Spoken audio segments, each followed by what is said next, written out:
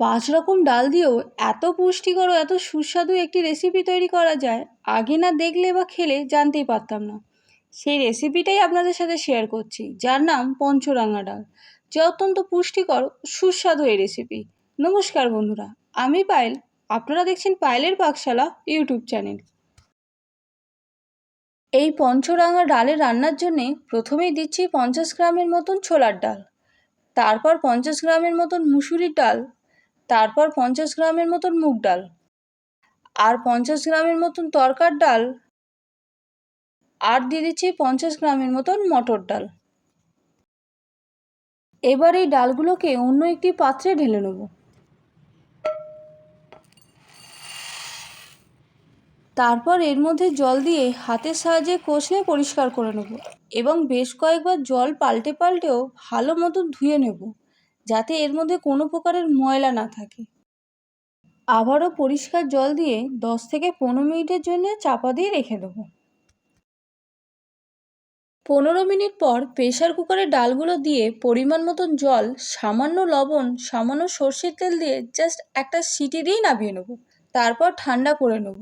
টেক্সচারটা ঠিক এই রকম হবে, না খুব বেশি ঘন, না খুব বেশি পাতলা, একদম মিডিয়াম। এবার কড়াইতে কিছুটা সাদা তেল দিয়ে দেবো।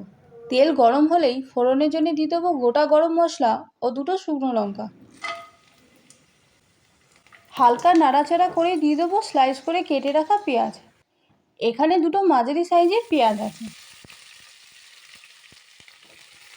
তারপর এই পেঁয়াজটাকে ফোড়নের সাথে হালকা নাড়াচাড়া করেই দিয়ে দেবো সামান্য লবণ। লবণটাকেও পেঁয়াজের সাথে বেশ ভালো মতন মিশিয়ে নেব। এবার দিয়ে দিচ্ছি আদা কুচি। এখানে 1 ইঞ্চির মতন আদা আছে, এইভাবে কেটে দিয়ে দিচ্ছি। তারপর দেব রসুন কুচি। এখানে 5 থেকে 6 কোয়ার মতন রসুন আছে। নাড়াচাড়া করেই দিয়ে দেবো লঙ্কা কুচি। এখানে 5 থেকে 6 পিসের মতো লঙ্কা আছে। আবারও নাড়াচাড়া করেই দিয়ে দেবো একটা বড় সাইজের মতো টমেটো। টমেটোটাকেও ঠিক এইভাবে কুচি করে কেটে নিয়েছি। এবার এই সব মশলাগুলোকে বেশ ভালো মতন কষিয়ে নেব। তারপরেই দিয়ে দেবো 1 চামচের মতন হলুদ গুঁড়ো, 1 চামচের মতন লাল লঙ্কার গুঁড়ো। লঙ্কার গুঁড়ো যদি বা নিজেদের প্রয়োজন মতন দিতে পারেন। আবারও মশলাগুলো বেশ ভালো মতন কষিয়ে নেব। কষিয়ে নেওয়ার পরেই দিয়ে দেবো সেদ্ধ করে রাখা সেই ডালটা। সম্পূর্ণ ডালটাই কড়াইয়ের মধ্যে ঢেলে নেব।